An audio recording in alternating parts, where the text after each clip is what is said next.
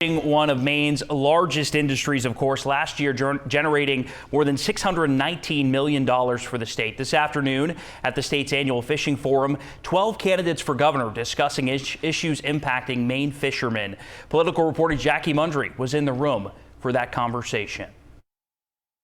At the Samoset Resort, a bipartisan group of gubernatorial candidates are answering questions for fishermen at the annual forum that impact the industry. Candidates answering questions on things like offshore wind, including if they support the Trump administration's pause on federal offshore wind leases here in Maine. Former Senate President Troy Jackson pointing to a law he passed in the legislature on this very issue. There probably will be a time that it'll come back and the roadmap is there to keep the windmills outside of your fishing ground, and I'm damn proud of that. Climate policy must not be imposed in a way that destabilizes the very coastal communities it is designed to protect.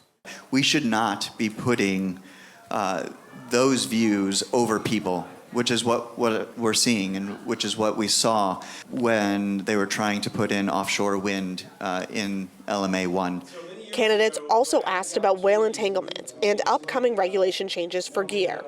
So we need to continue to work together with all the affected parties to protect the whales, but also protecting the livelihoods, your livelihoods. We need to start right now to ensure that we have an extension, because we know in 2028, we're not gonna have ropeless gear ready to go. We know that this industry cannot make this transition in 2 years.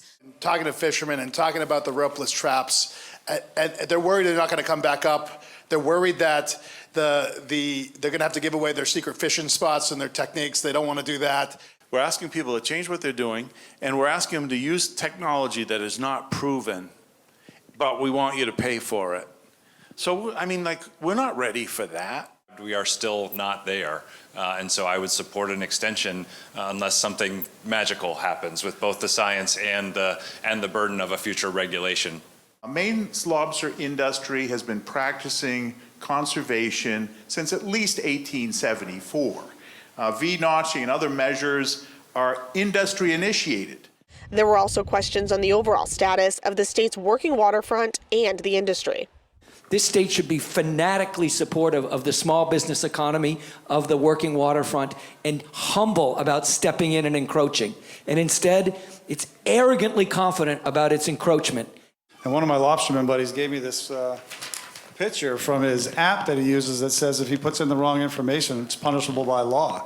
Sometimes he doesn't go out and he still has to report, and what if he forgets to report? So there's far too many regulations right now. We should look at affordability liens on properties in our local waterfront communities to protect properties for folks who live and work on the water.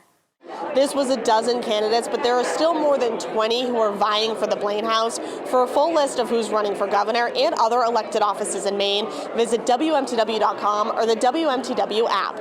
In Rockport, I'm Jackie Mundry for Maine's Total Coverage.